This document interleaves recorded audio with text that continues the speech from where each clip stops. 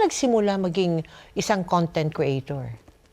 Ito po yung 3 years ago po. I did one video po. Not really thinking na it would like gain 1 million views. Oh, really? Ginawa Ayan ko ba lang. yung pinakamarami?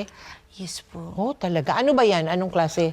Nag-smile ako, Tita Mel. Ano? Nag-smile ako. Oh, ngayon? Yun lang.